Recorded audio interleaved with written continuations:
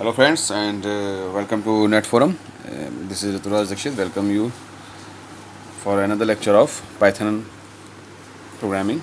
We are talking about the Python using OOPS technology, OOPS methodology in fact, sorry. So the topic of the lecture today is magic functions. What are magic functions in Python?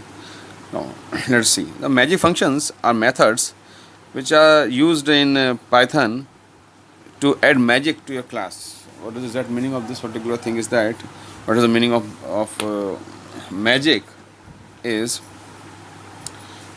to add some extra advantage and to do the implementation in such a way that it enhance your functionalities. Like for example, that when you add two numbers, right? Suppose when you add two numbers, say x1 and x2, and moment you write x1 plus x2, then you are basically internally calling add method, right? क्या मतलब है कहने का कि अगर x1 और x2 दो variables हैं, सो आप इंटरनली अगर हम x1 प्लस x2 करते हैं तो आप कॉल कर रहे हैं दिस पर्टिकुलर मेथड को, right? Now how many built-in classes in Python have different type of magic functions? जाहिर सी बात है.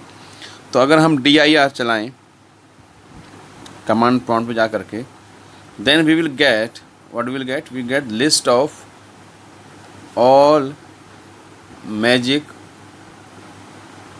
functions in Python, right? So some magic functions which I will going to write for you are abs to have the absolute value, add, these are the double underscores, remember this, and for logical AND operation, boolean operation for returning true or false. Similarly,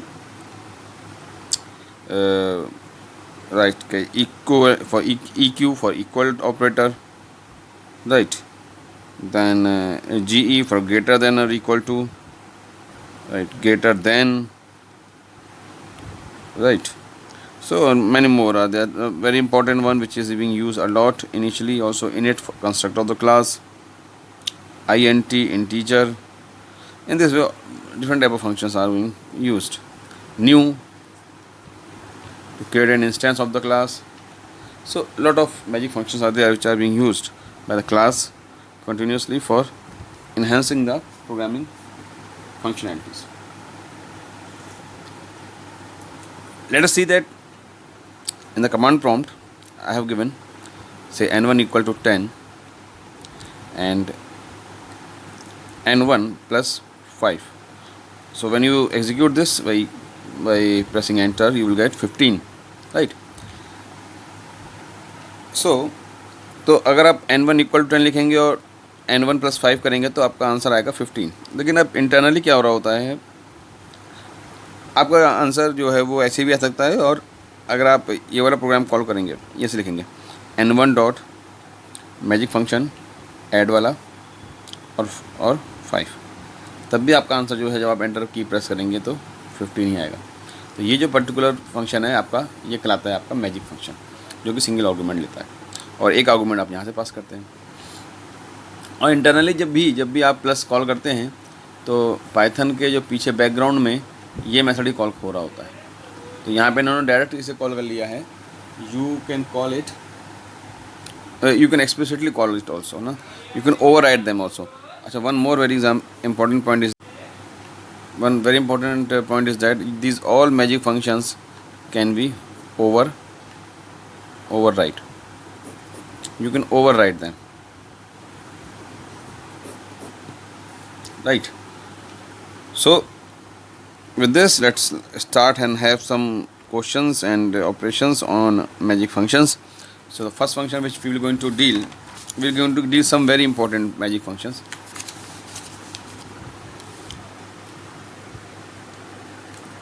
first one which we are going to deal is the new function, new method.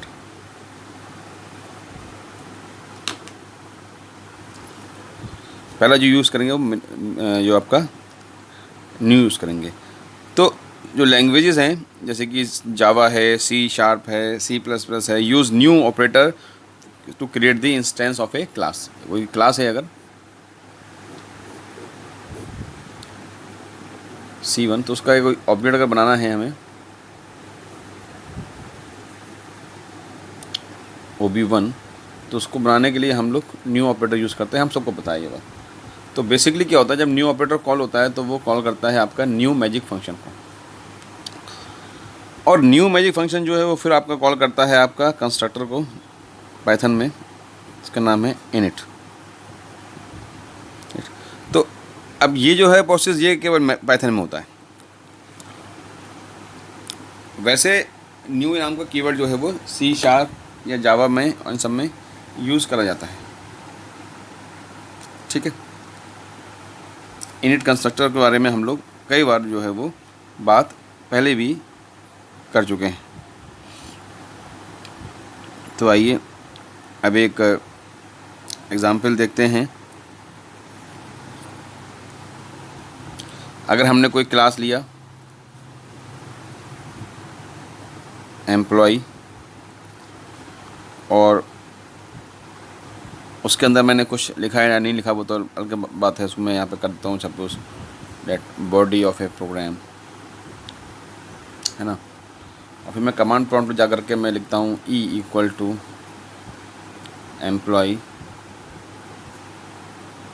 तो मैं अगर ये दोनों function अपने call करता हूँ तो basically जब मैं ये लाइन कॉल करूँगा ना तो मैं कंस्ट्रक्टर कॉल करूँगा तो मेरे ये दोनों मैजिक फंक्शन कॉल होंगे।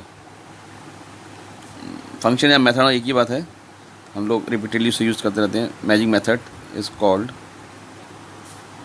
पहले नंबर पे, और दूसरे नंबर पे जो है वो init magic method will get call.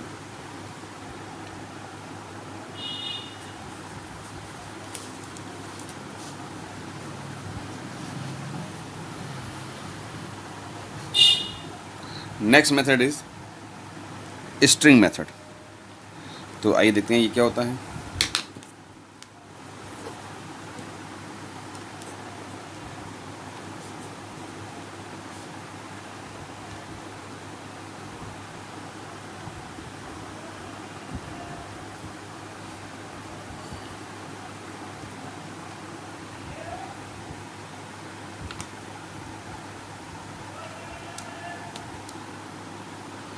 String method is very useful magic method, एक बहुत ही यूज़फुल मैजिक मेथड होता है जो कि किसी भी क्लास को स्ट्रिंग फॉर्म में रिप्रेजेंट करने के काम में आता है। तो हम लोग ऐसे आसान भाषा में लिखेंगे तो क्या लिखेंगे, टू प्रिंट ए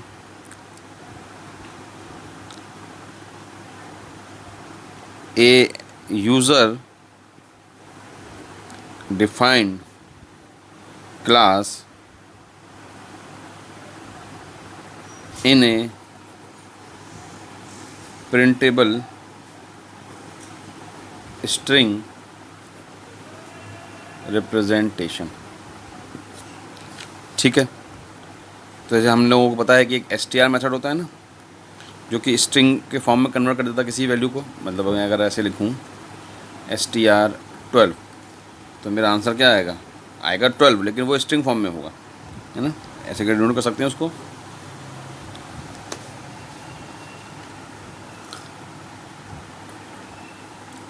तो बेसिकली क्या हो रहा होता है कि कैसे इसकी वर्किंग हो रही होती है अंदर, वैसे हो रही होती है कि इंटीजर डॉट str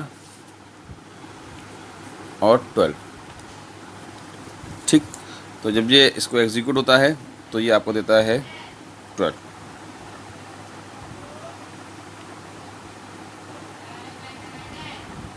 आइए एक प्रोग्राम भी करके देखते हैं स्ट्रिंग मेथड के लिए।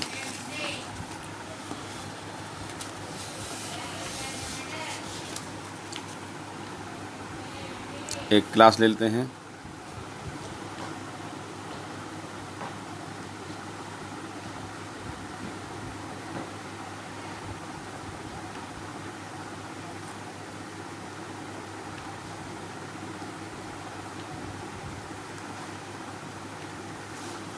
क्लास एम्प्लॉय, और उसके अंदर आपका एक कंस्ट्रक्टर बना देते हैं, या फिर जो है वो उसको डायरेक्ट जो है वो एज ए कंस्ट्रक्टर बना करके हम उसको डायरेक्ट 2 वैल्यूज़ दे सकते हैं, या फिर हम एक एक वैल्यू करके भी उसमें वैल्यूज़ हम दे सकते हैं। तो आइए किसी भी एक तरीके से करके देखते हैं कि हम कैसे उसमें कर सकते हैं वैल्यू को।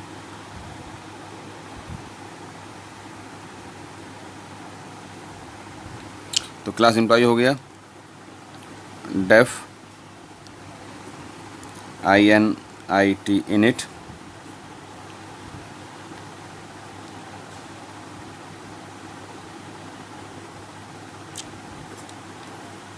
सेल्फ, इंटरनली हमने वैल्यू दे देते हैं। चलिए उससे कोई फ़र्क नहीं पड़ता हम कैसी वैल्यू दे सकते हैं। हम यहाँ पे देते तो हमें वहाँ पे कंस्ट्रक्टर में कॉल करनी पड़ती। ऋतुराज self dot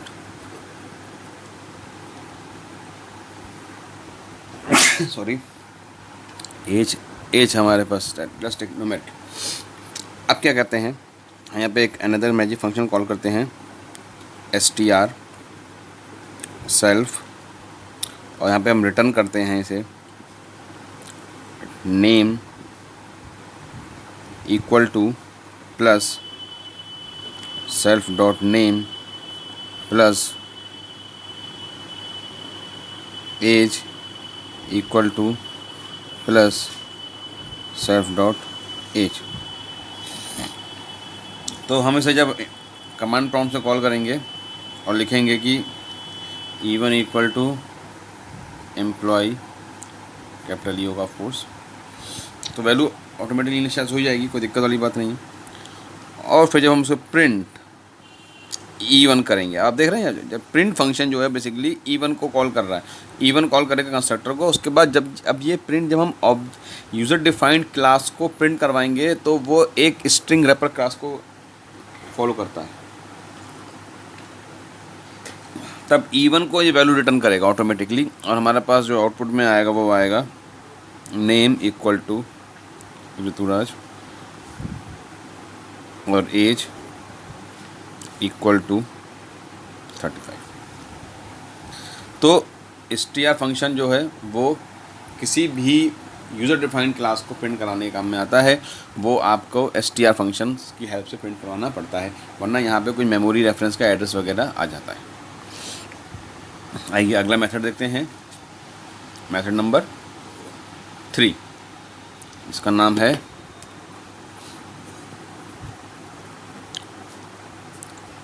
add method.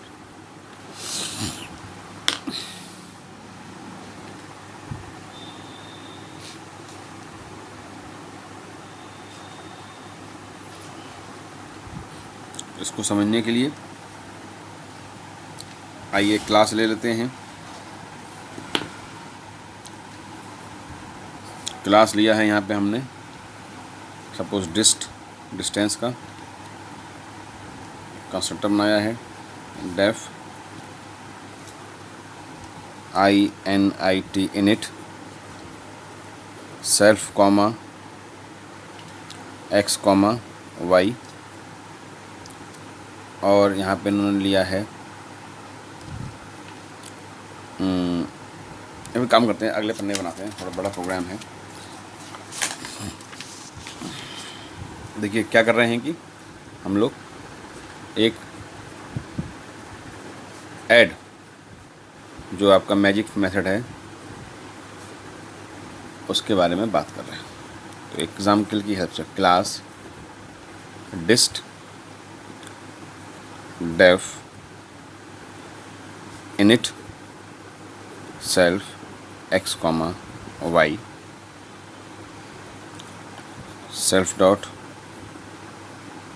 Feet equal to x, self dot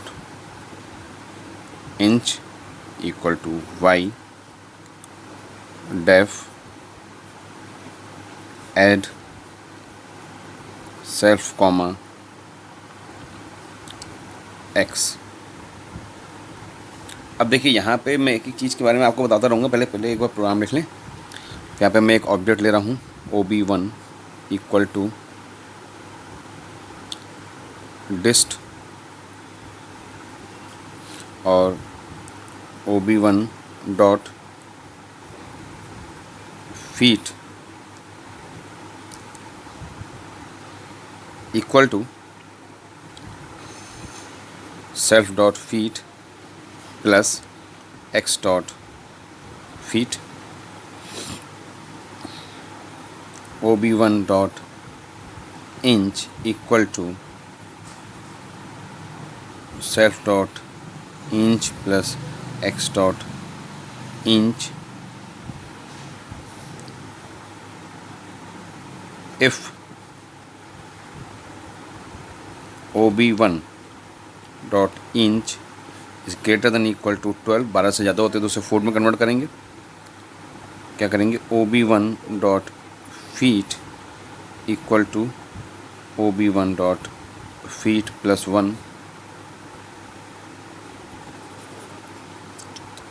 OB1 dot inch equal to OB1 dot, इसमें उतनी इंच घटा देंगे -12, और हम लोग रिटर्न कर देंगे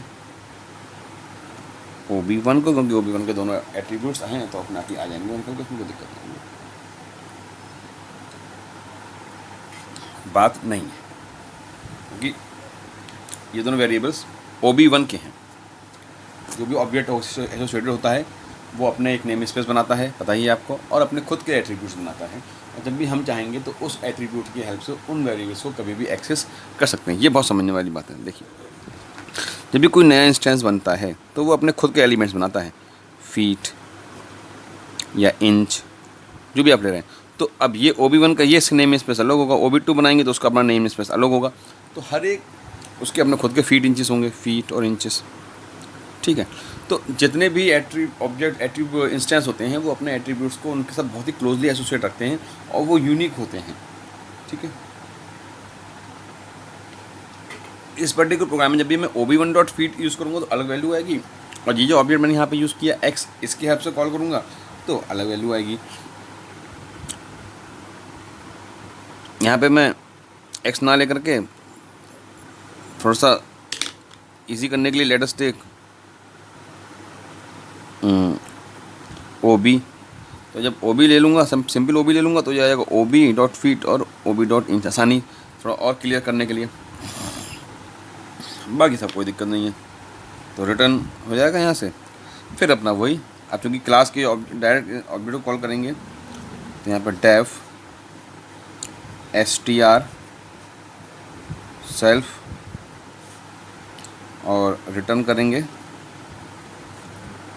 क्या करेंगे, feet is equal to plus,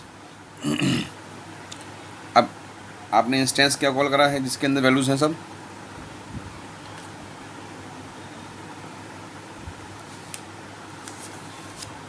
plus string में कन्वर्ट कर रहा है, स्ट्रिंग। अब यहाँ पे क्या करते हैं, हमने सेल्फ लिया है, क्यों, क्योंकि जो भी इंस्टेंस कॉल करेगा वो इससे जाकर के यहाँ पे आराम से क्लोजली एसोसिएट हो जाएगा। तो self dot feet plus inches equal to plus str self dot INCH inch.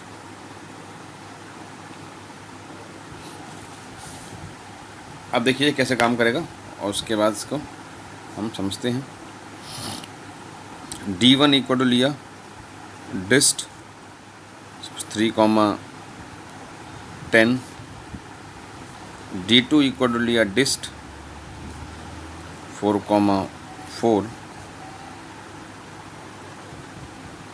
और हमने यहाँ पे किया D3 equal to D1 plus D2।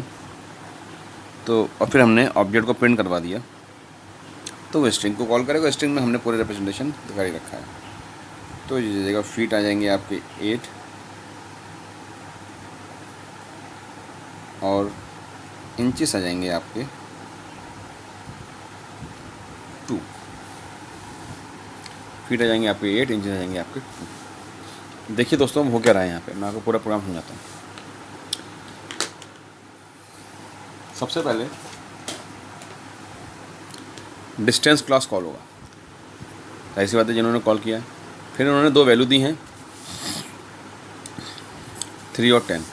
3 और 10 यहाँ कॉल होंगी और यहाँ पे एसोसिएट हो जाएंगी किसके साथ, कौन सा एट्रीब्यूट इसमें हम यूज़ किया हमने, D1।